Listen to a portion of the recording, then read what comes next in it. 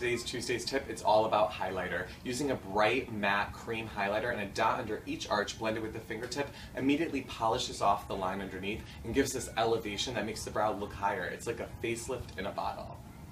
Tuesday's tip is about not using a magnifying mirror when you're plucking your eyebrows. You lose perspective, you get way too close, and inevitably you'll over pluck. You can't see the forest for the trees. So you get some good daylight, some good distance, and you'll be good to go. Powder versus pencil, what's best for you?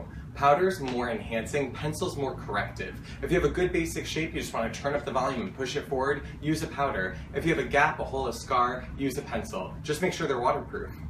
The secret to instantly bold brows, tinting. Use a soft vegetable-based dye, not hair dye, and you'll find that every gray hair, blonde hair, baby hair gets incorporated for a thick brow with no makeup.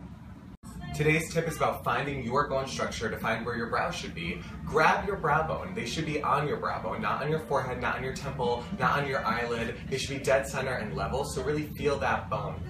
Where should your eyebrows begin? I get the question all the time and it's super simple. The answer is the bridge of your nose. Not the outside of your nose, but the bone itself. I take a tweezer, you can use a brush or a pencil, and press it against that bone. That way they're equidistant and they always look good. Are you having trouble getting every hair when you tweeze? It's not your fault, it's the light. Bathroom light is never sufficient. You want daylight, so get by a window or get outside like me and you'll never miss a hair again. Do you have a droopy eye shape? Sometimes it can make your eyes go down when you want them to go up. The key is to make sure that your brow tail tapers to a really crisp, clean point. Don't leave it fat on the end. Get it to a really nice narrow point and it lifts up the eye. Here's what I want you to do. Find your better eyebrow, we all have one. Take a picture, go into a photo app, I'll link one below, and reflect that picture onto itself so it's a mirror image of your best brow. This is you with symmetrical eyebrows and that's your brow goal.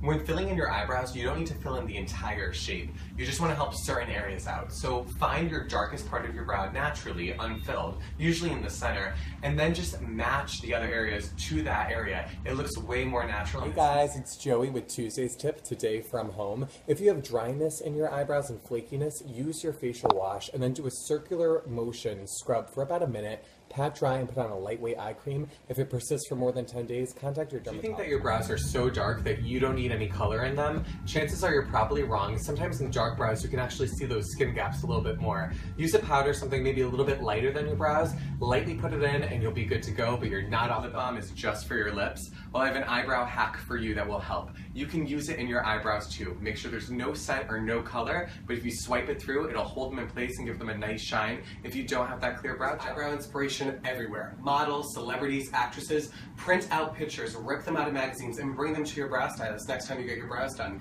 It will help you express yourself and get a clearer vision. Just don't try to replicate exactly. It's too good to be true, it probably is, and that's the case in my opinion with brow extensions. This is the process where brows are glued onto your existing hairs, but you can't wash your face and they fall out so quickly. Maybe good for a one-day event, but otherwise just fill them in on the daily. You want to lighten your eyebrows, but you're scared of using bleach? Try using just a blonde pencil, gingerly go through your hair. The wax in that pencil will adhere to the individual hairs and make them appear lighter, and then you don't have to deal with bleach, which can grow in a little funny and not be great for your hair. Tuesday's tip is from Paris, France. If you have a scar in your eyebrow, let the hair next to it grow longer, then comb it over. I call it the Joey Healy eyebrow comb over, and you've patched up your problem. If your eyebrows come out too red when you put on color, start with an ash tone that even has like a khaki or olive undertone.